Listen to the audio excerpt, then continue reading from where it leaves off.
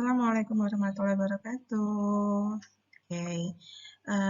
Good morning, good afternoon, good night, students. How are you today? Welcome back to lesson, my lesson with Bu Laila. Today we are going to discuss about, apa kira-kira? Betul, descripting place, describing place. It is a descriptive text, Okay, before that, I've checked your memory. It's about your lesson in the previous meeting. So, in the last meeting, we have today, bisa dilihat it's about a narrative text. Okay, and then please look at the bottom, in word to entertain, to exit emotion, to teach moral value. It's about the social function. Fungsinya, tujuannya naratif teks itu untuk menghibur, kemudian untuk mengajarkan pesan moral juga. And then if we talk about parts-nya, generic structure-nya, you will find about the orientation, complication, resolution, and coda for the end of the part-nya, For the orientation, you will have an introduction about the characters and describing the setting. Jadi, di paragraf awalnya ini nih, kamu itu akan menemukan pengenalan tokohnya gitu ya, dan penggambaran settingnya, setting of place, tempatnya, atau setting of time, waktunya. Okay? Dan for the complication, untuk complicationnya, you will also have introduction about a situation that changes the normal run of events and causes a problem for one or more of the characters-nya. Di sini nih nanti akan dimunculkan konflik ataupun the problem begin at first, masalah itu muncul untuk pertama kalinya yang harus dialami oleh si karakternya gitu ya. And then turn to resolution. Resolution itu pemecahan masalah. And here, it is the resolve the problem, so things are back to normal even though changes have occurred, Jadi di sini the resolution itu ketika karakternya itu menemukan penyelesaian masalahnya. Gimana sih penyelesaian masalahnya gitu ya. Walaupun nanti untuk situasinya itu ada yang berubah dari cerita awalnya ya pasti kan gitu ya. Dan di akhir you will get a coda. Coda it is optional, can be omitted, bisa dihilangkan atau it is still stay on the story atau misalkan masih tetap ada di cerita. It is show clearly how the characters has changed and what has been learned ya. Jadi di sini nanti ada nih happy ending or sad ending ceritanya, atau misalkan saja ini terkait dengan pesan moral yang disampaikan baik itu secara implisit ataupun eksplisit gitu ya. Okay, and then focus to ciri-ciri kebahasaannya atau kita biasa juga menyebut dengan language feature of narrative text ya.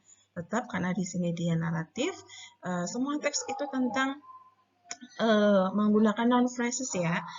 Contohnya yang bisa kalian lihat nanti untuk di beberapa cerita, misalkan ini yang ditemukan ada a beautiful princess ya.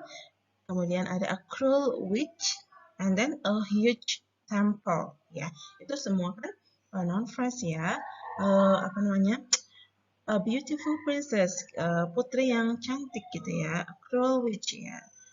Penyihir yang licik gitu ya, ataupun a huge temple ya, candi yang besar gitu ya. And then the second is used adverbial of time or places. Di sini menggunakan keterangan waktu ataupun keterangan tempat. Contohnya untuk last year, 2 days ago itu merupakan keterangan waktu ya. Kemudian ada in the castle and then in a jungle itu adverbial of places, menerangkan keterangan tempatnya. Okay, and then the next, use simple past tense, ya, or simple past continuous tense, simple past perfect tense, simple past perfect continuous tense, or simple past future tense.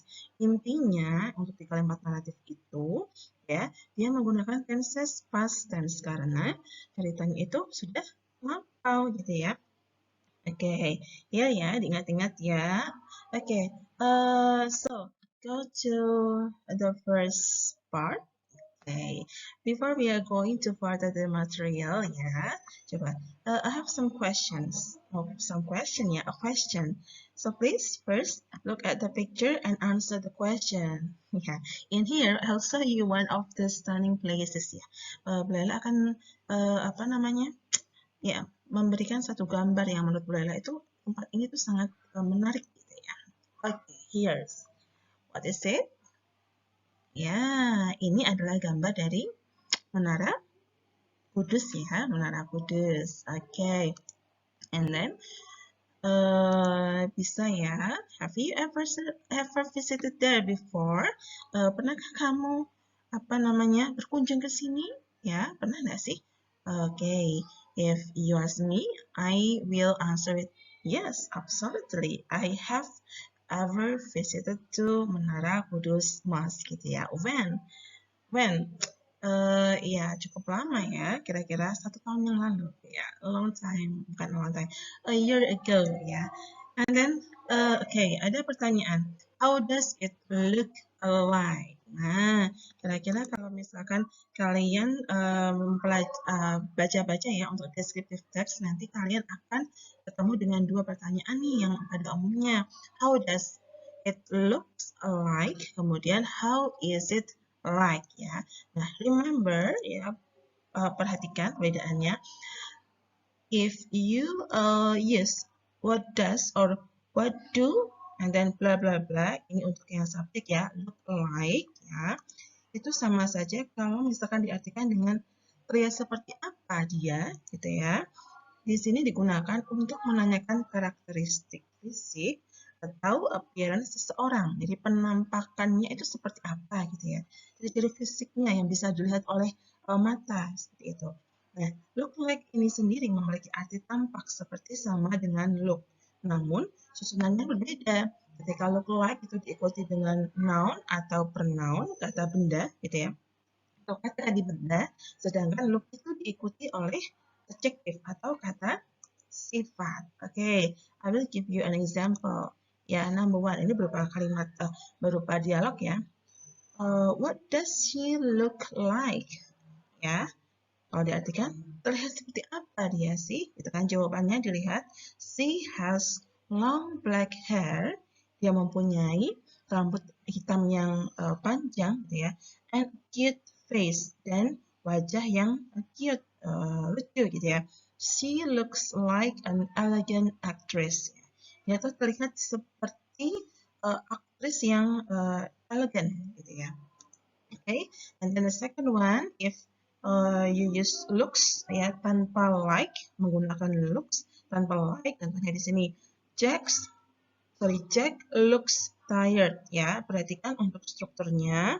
Looks di sini menggunakan S apa? Present gitu ya. Makanya untuk setelah looks di sini tanpa like dia diikuti oleh adjektif berupa tired. Jack sepertinya lelah gitu ya. Atau Jack tampak lelah. Remember ya. And then the second one, yeah. If you find the questions that what is or are bla bla bla like ya. Itu sama halnya dengan menanyakan sesuatu yang mirip dengan yang ditanyakan. Ketika diartikan ini diartikan dengan dia itu mirip siapa gitu ya. Contohnya, I will give you an example ya. Kalau pertanyaannya what is he like ya? Seperti apa dia? Dia itu mirip siapa gitu ya? Pertanyaannya di sini dijawab dengan he is like Nicholas Saputra. Clear ya? Okay, so this is your learning objective on this material ya. Di sini elemennya yang harus kalian kuasai di situ pada dasarnya nanti kalian akan bisa untuk menulis atau mempresentasikan.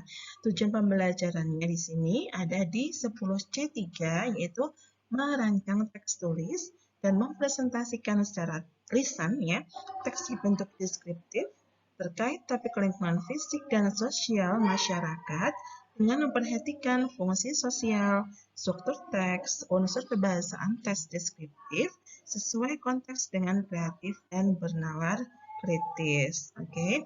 Nah, untuk indikator pencapaian tujuan pembelajarannya di sini ada 3 nih yang harus kalian kuasai. Yang pertama, harus mampu menganalisis fungsi sosial, struktur teks, dan unsur kebahasaan teks deskriptif pendek dan sederhana sesuai dengan konteks penggunaannya dengan benar. Di sini ranahnya adalah keterampilan C4. And the second one, yang kedua, di sini harus mampu menyimpulkan fungsi sosial, struktur teks, unsur kebahasaan teks deskriptif pendek dan sederhana sesuai dengan konteks penggunaannya dengan benar. Di sini adalah untuk yang C5. Kemudian the last one ya, itu kamu tuh harus mampu untuk menyusun dan menyajikan fungsi sosial, struktur teks, unsur kebahasaan teks deskriptif pendek dan sederhana sesuai dengan konteks penggunaannya dengan benar. Di sini adalah C6. Kalau misalkan sederhanakan gitu ya, indikatornya yang harus kalian kuasai di sini, kita harus bisa menganalisis, kemudian menyimpulkan ya, lalu harus bisa menyusun dan mempresentasikan di sini ya. Oke, dimana nanti pada pembelajaran kali ini kalian harus mampu membuat suatu produk karena yang kita gunakan di sini adalah PJBL ya, Project Based Learning ya.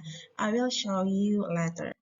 Okay, please look at your activities today ya. Yang harus kalian lakukan untuk pembelajaran di sini dimulai dari questioning. In questioning di pertanyaan ini ya, kalian menemukan pertanyaannya yang dasar ya, yang akan kalian gunakan untuk membuat project kalian nanti. Kemudian planning your project ya. Setelahnya kalian harus mampu merencanakan proyeknya. Merencanakan di sini terkait dengan your activity to manage your time schedule, kemudian mengatur juga menentukan media, alat, ataupun source ya yang kalian gunakan untuk membuat project nanti gitu ya.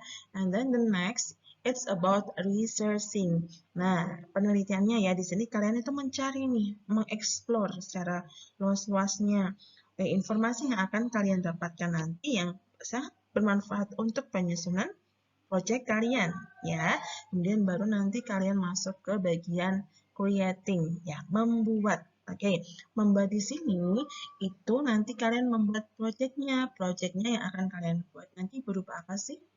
Berupa infographic ya. Infographic it's about a picture ya, gambar yang di situ nanti akan ada keterangannya gitu ya. Oke, tentu saja tentang yang teks deskriptif. Kemudian setelahnya di sini kamu harus mampu mengimprove ya. Dikatakan mengimprove kenapa? Harus mampu mengembangkan apa yang sudah kalian dapatkan information ya. The information that what have you gotten ya. Kamu harus bisa untuk membuat sesuatu yang lebih baru lagi, lebih lebih berbeda dari yang teksnya sebelumnya gitu ya. Ya, di sini tentang how you manage your infographic ya, using descriptive text ya, based on the social functions, generic structure-nya, dan language feature-nya. Dan in the end of lesson ya, you will able to present your project ya. So why it is useful to learn? Kenapa sih ini penting untuk dipelajari? Ya, because we can describe people or things or places that it should be discussed. Ya, kita bisa mendeskripsikan atau menggambarkan orang, sesuatu, benda, ataupun tempat itu yang memang harus untuk didiskusikan, harus digambarkan and people can understand what we are going to describe about ya, dan orang itu bisa memahami apa yang sedang kita deskripsikan. Okay, now yeah, I will show you a video ya. It is made by me ya. Ini dibuat oleh Lena sendiri. Jadi silahkan kalian lihat untuk videonya. You have to sign. You have to take notes about what kind of the information give in the video. Informasi apa sih yang ada di video ini, ya? Okay, now. Okay. Hi, Bill. Hi, Leslie. I am afraid that you won't come. With my pleasure, Bill. Come on, let's have a dinner. All right. Bill, where was you go yesterday? I went to your home, but you were not there. I went to Kujus with my brother. Why did you were not calling me first? I was in a hurry. Now, tell me first. Where did you go? I went to Menara Kujus Mosque. Wow. Terrific. Please tell me, what does it looks like? Sure. I will describe you what does Menara Kujus looks like.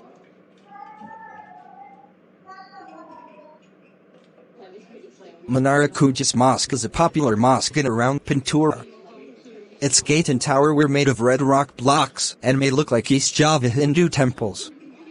This mosque is usually crowded with visitors, both local and international travelers.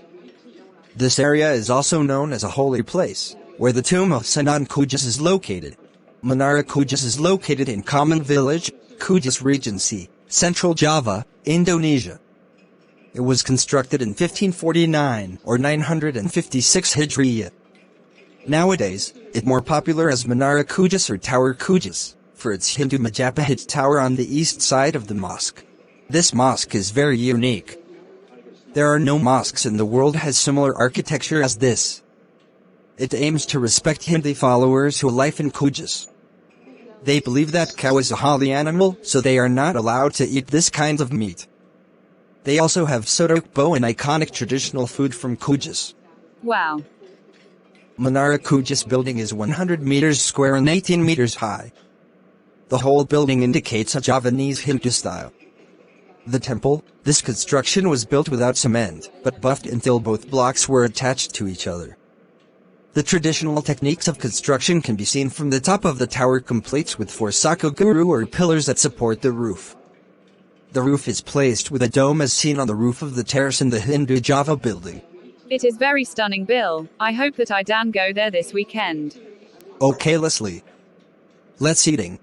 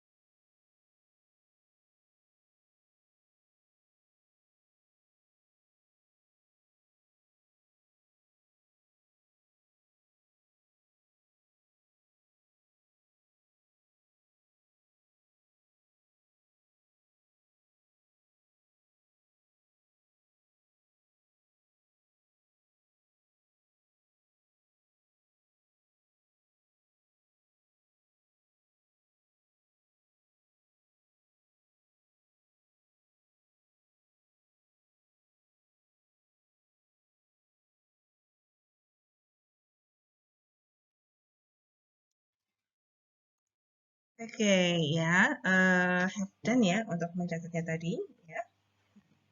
Oke, so now answers my question ya. Sekarang dicocokkan nih kira-kira apa yang kalian catat tadi, bisa nggak kalian jawab gitu ya? Cocokkan ya. Oke. The first one is, what is being described in the video? Ayo, bisa nggak sih? Apa yang dideskripsikan di dalam video? Oke, bisa? Good, ya. Tentu saja, the video describe the Menara Kudus Mosque ya. Tadi informasi yang disampaikan di video itu kan tentang penggambaran dari Masjid Menara Kudus ya. Okay, and then the second question, what is the information explained in the video ya? Informasi apa sih yang dijelaskan di dalam video itu?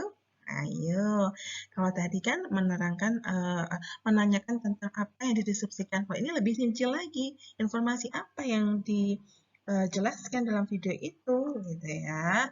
Oke. The video explains the description of the Menara Kudus Mosque, of the locations, its uniqueness, and the building's appearance. So, jadinya video ini itu menjelaskan tentang penggambaran dari Menara Kudus ya, baik dari lokasinya, terus keunikannya, kemudian ya penampakan atau ya ciri-ciri fisik ya dari bangunannya gitu ya. And then untuk yang the next question ya, what is the function of the video? Nah, kalau misalkan kalian sudah bisa menjawab yang pertanyaan 1, 2, pasti bisa nih untuk menjawab yang pertanyaan ketiga. Kira-kira apa sih gitu ya. Okay, let's just give a description about the Menara Kudus Mosque in detail ya.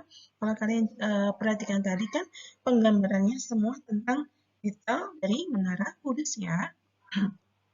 Oke, thank you ya. So now, setelah kalian menjawab pertanyaan ini, let's move to the next section ya. Yuk kita bahas yuk definition-nya, pengertiannya ya. Perhatikan ya, definition description text is a text used to give detailed information or description about a particular object ya. Di sini itu mendefinisikan apa namanya teks deskriptif ya. Itu ke dalam informasi yang rinci ya tentang objek tertentu gitu ya. It is describe particular objects like things, animals, persons, or places. Ya, ini tuh menggambarkan objek tertentu seperti benda ya, bisa benda hidup, bisa benda tidak, bisa benda mati gitu ya. Animals ya, binatang ataupun juga bisa tumbuh-tumbuhan gitu ya. Persons, orang, or places, tempat ya.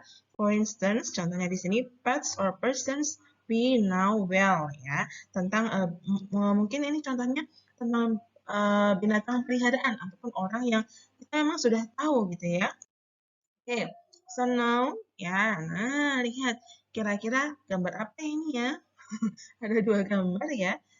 Oke, the person ya sama the animal. Oke, so illustrative text ya itu bisa menjelaskan tentang animal. Misalnya di sini, oke, I give you a text about the example of lovely animal ya. Contohnya di sini tentang my cute dog ya. Mungkin di antara kalian ada yang punya dog atau yang punya kitten ya, anak apa namanya? Anak kucing ya. Bisa kalian lihat ya. I have a pet. It is a dog and I call it Tenny ya.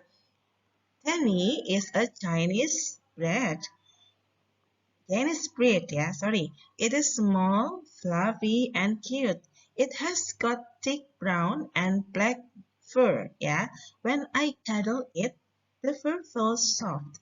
Tiny doesn't like bones. Nah, every day it eats soft food like steamed rice, fish, or bread. Every morning, I give her milk and bread. When I am at school, Tiny plays with my rabbit, Cookie. They get along well and never fight, maybe because Tenny doesn't bark a lot. Tenny is really a sweet and friendly animal. Ya, di sini bisa kalian cermati ya. Untuk semua sentences yang digunakan di dalam paragraf ini itu menggambarkan nih description-nya si Tenny gitu ya. Tenny itu is a cute dog-nya gitu ya. Tentang ciri-ciri fisiknya, terus kebiasaannya dia makan, terus kebiasaannya dia tuh kesehariannya bermainnya seperti apa gitu ya. Jelas ya, this is an example of lovely animal.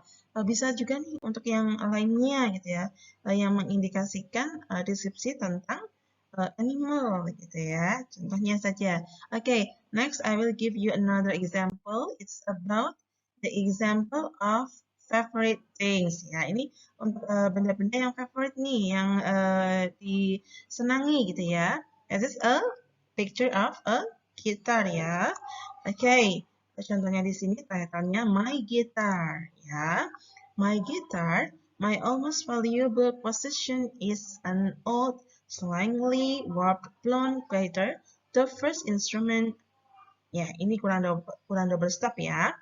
I taught myself how to play. It's nothing fancy, just a Madeira folk guitar, all scuffed and scratched and fingerprinted. Okay. At the top is a bramble of copper-wound strings, each one hooked through the eye of a silver tuning key. The strings are stretched down long, slim neck, its frets tarnished. The wood worn by years of fingers pressing chords and picking notes. Yeah.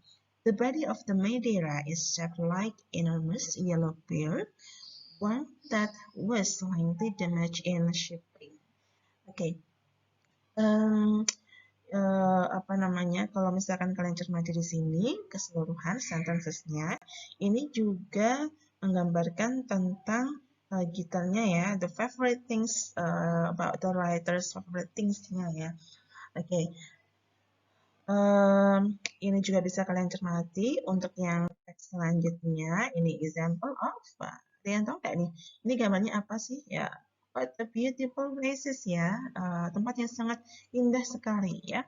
It's called as a Pink Beach ya.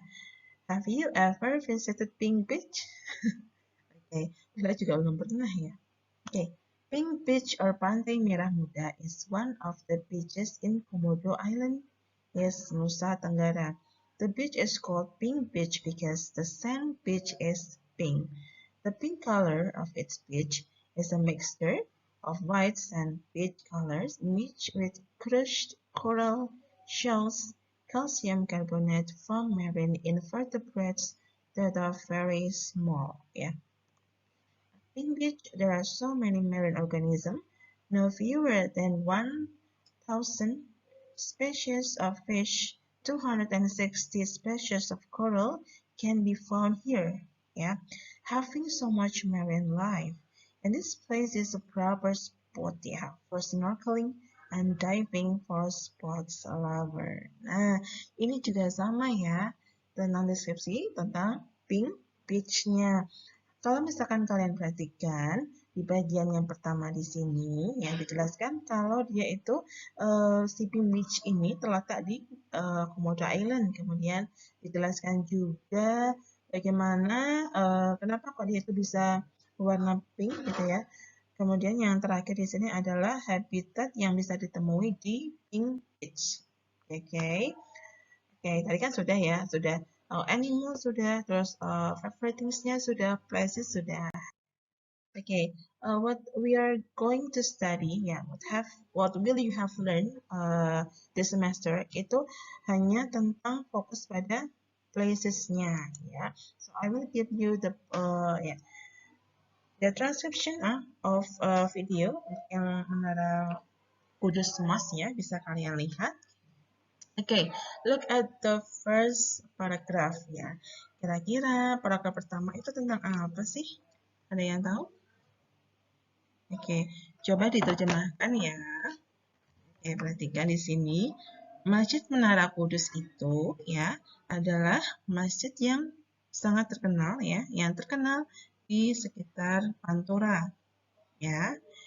Its gate and tower were made of red rock blocks ya, and might look like East Java Hindu temples. Gerbang dan menaranya terbuat dari balok batu merah ya, dan mungkin terlihat seperti candi Hindu ya, di Jawa Timur gitu ya. This mosque is usually crowded with visitors, both local and international travelers. Masjid ini biasanya ramai dikunjungi oleh wisatawan, baik wisatawan lokal maupun wisatawan mancanegara gitu ya. This area is also known as a holy place where the tomb of the Sunan Kudus is located. Daerah ini juga dikenal nih sebagai tempat yang suci, di mana ada makam Sunan Kudus yang bersemayam di sana gitu ya. Menara Kudus is located in Kauman Village, Kudus Regency, Central Java, Indonesia. Ya, go to the paragraph 2 ya. Menara Kudus ini itu terletak di Desa Kauman, Kabupaten Kudus, Jawa Tengah, ya, Indonesia. It was constructed in 1549 or 956 Hijriah ya. Ini tuh dibangun pada tahun 1549 atau 956 Hijriah ya.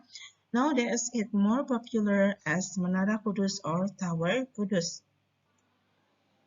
Oke, saat ini lebih populer atau lebih terkenal dengan Menara Kudus atau Masjid Menara Kudus ya, karena Menara Hindu Majapahitnya itu ada atau terletak di sisi timur masjid.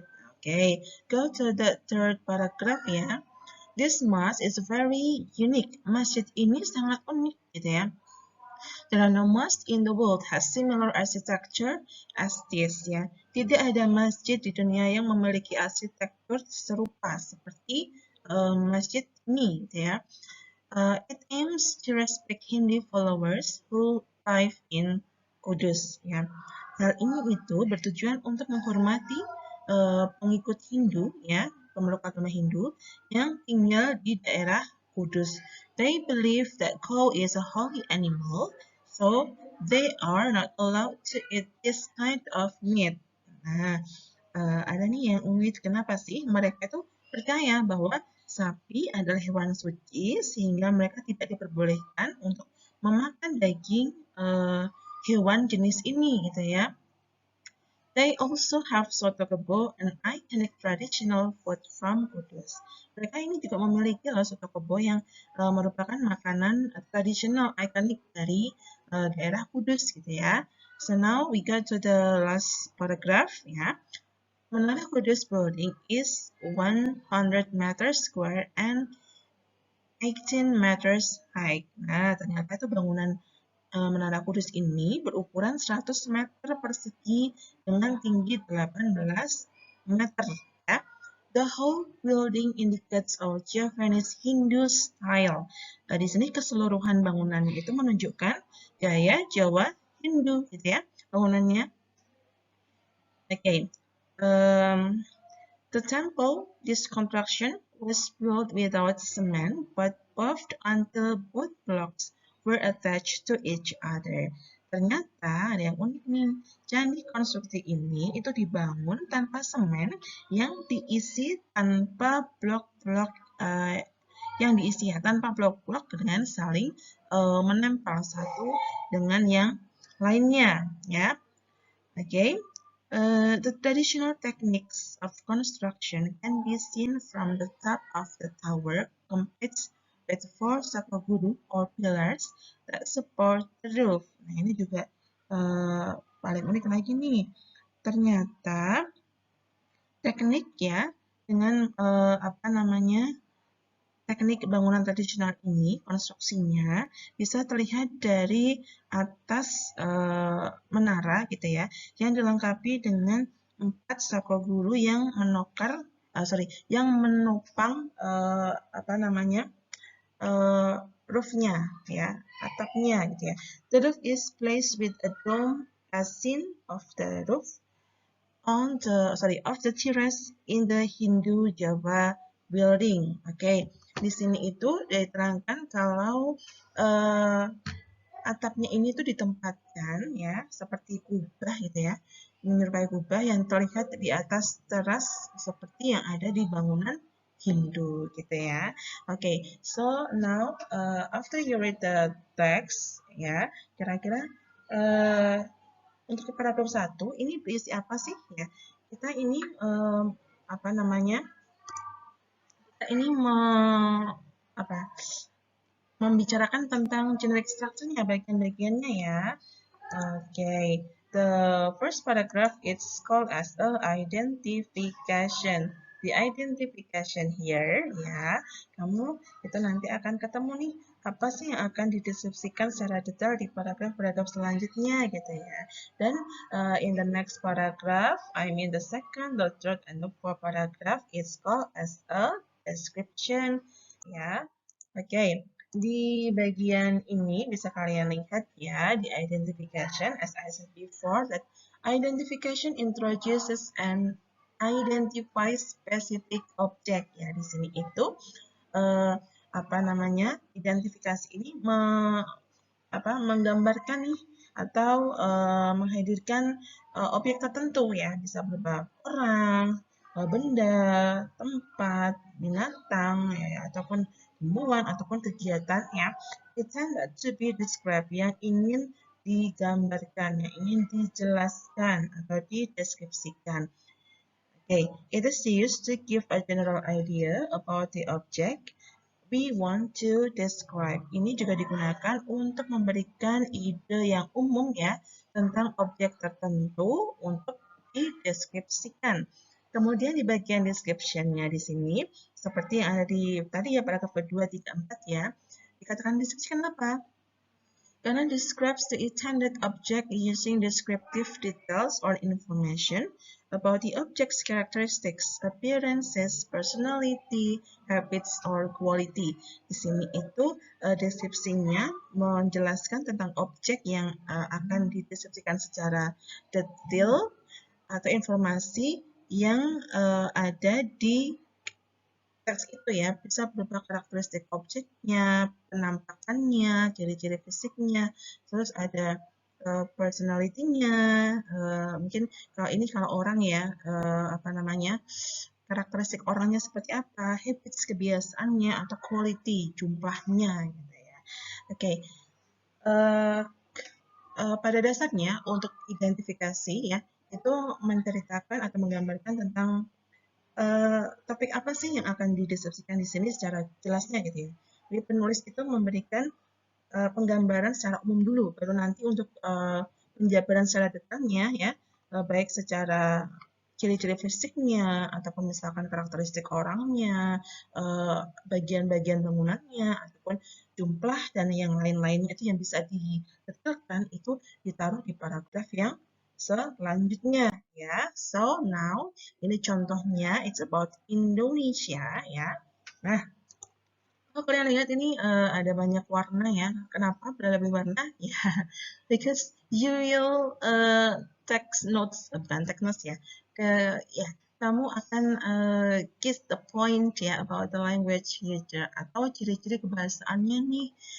Kalau misalkan Indonesia di sini diberikan teks ada 3 ya. Oke, kamu lihat, Indonesia is one of the countries that is located in the Southeast Asia. Indonesia is known as an archipelago country because it consists many islands gitu ya. This tropical country is also well known with richness of cultures, languages, and tourist destinations. Di sini ada keterangan kuning ya, disebut specific character karena di sini dia menjelaskan karakter tertentu yang akan dijelaskan di paragrafnya gitu ya. Dan kamu please look at the hijau ya, the green color di sini, well known, ada brave, purity, hot, wet is an example of the adjective. Penggunaannya ada kata sifatnya yang diterangkan karena dia yang namanya menggambarkan benda atau sesuatu kan pasti ada kata sifatnya ya yang digunakan. And then kemudian untuk tenses-nya di sini dia menggunakan present tense ya. Jenis present tense apapun bisa present continuous atau present yang lain. Pokoknya dia kejadiannya now aja ya, present saja ya. Ya, ini bisa kalian lihat contohnya itu ada di mana sih? Ya, penggunaan kata consists ya. Kemudian ada has, is, means ya. Have, occurs, signs, starts ya. Has. Ini kan dia mengacu ke action verbs-nya ya. Atau simple present tense-nya. Kalau action verbs itu verb 1 ya. Oke, menggunakan verb 1 ada means, has, have ya. Occurs, consists, shine, starts ya. Hampir sama. Oke. Jadi kesimpulannya di sini yang bisa kalian lihat itu untuk spesifik participants-nya ya, as a certain object, uncommon, unique, only one. Membahas satu objek ya, kemudian dia unik dan hanya satu. Contohnya yang seperti tadi ada menara Kudus Mas. Kemudian yang kedua, use adjective di sini to give additional information or to clarify the noun, untuk memberikan informasi tambahan atau untuk menjelaskan kata bendanya seperti apa ya. A beautiful skin, oh berarti itu pemandangan yang indah ya. A stunning place, tempat yang mengagumkan ya. Ada penggunaan adjektif yang terletak di sebelum kata benda beautiful dan stunning di sini memberikan keterangan tambahan di noun-nya scene dan place. Jelas ya? Oke, kemudian tense-nya di sini ya simple present tense. That's the fact of the object described-nya. Ya, dia menjelaskan fakta objek yang dideskripsikan, yang dijelaskan, yang digambarkan. Kemudian menggunakan action verbs. Di sini menunjukkan shows and activity-nya. Kegiatan yang digambarkan di kegiatan itu apa sih? Di cerita itu misalkan run, sleep, walk ya. Biar ceritanya itu bisa terima dengan jelas gitu ya. So now ya, here it is your project ya. You will make a project planning of creating infographic by Canva application ya. Tahu ya Canva application ya. Yang Canva application itu bisa kalian lihat nih. Nanti kalian bisa memilih poster dan lain-lain. Nah, khusus untuk yang info grafik ini yang bisa kalian lihat, kalian open your Canva application in your smartphone, kemudian tinggal choose yang bagian poster saja ya. Di situ kamu nanti bisa select the design that you will want to create ya, desain yang ingin kamu pakai di situ, gunakan secara kreatif ya. Ini tugasnya kelompok ya. Oke, jadi nanti sesuai dengan yang di LKPD kalian ya. I have sent LKPD, and then in that LKPD you will also see that I have also attached the link for your exploring activity ya. Di situ ada gambar dan ada linknya yang bisa kalian gunakan untuk mengeksplor nih informasi apa saja yang bisa nanti kalian dapatkan atau kalian gunakan untuk menyusun teks deskriptif ya dengan menggunakan Canva application. So first ya, your activity pertama itu silakan kalian buka LKPD-nya. Kemudian untuk yang grup A, grup B ya. Oke, I will choose grup A itu untuk kelompok 1 dan kelompok 2 ya.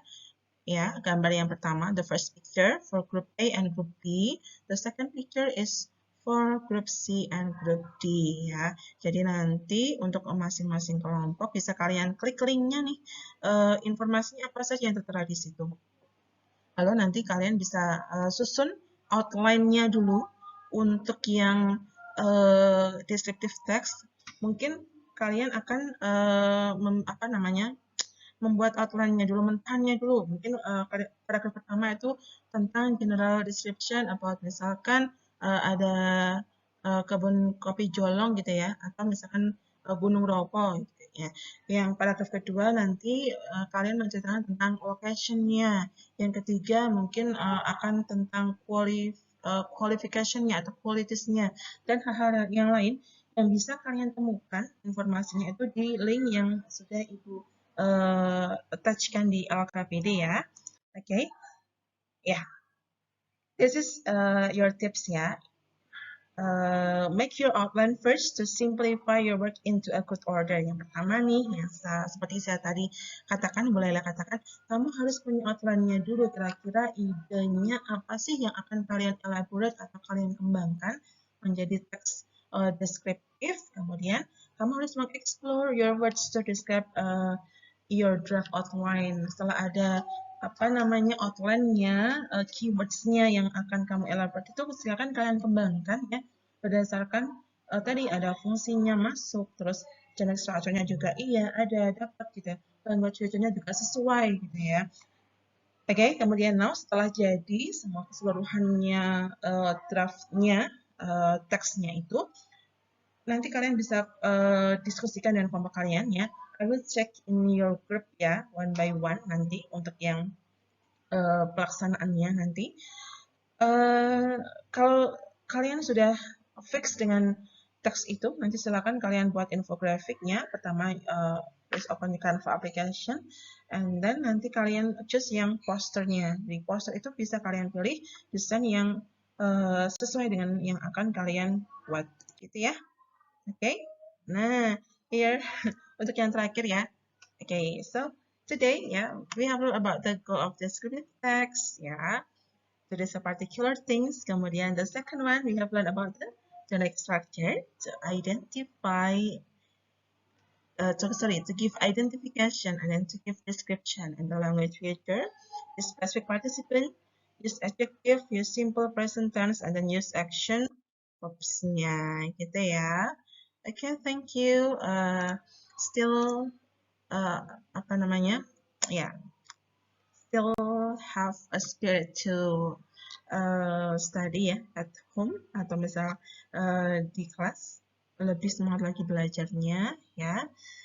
Okay, thank you for your time for watching my lesson audio.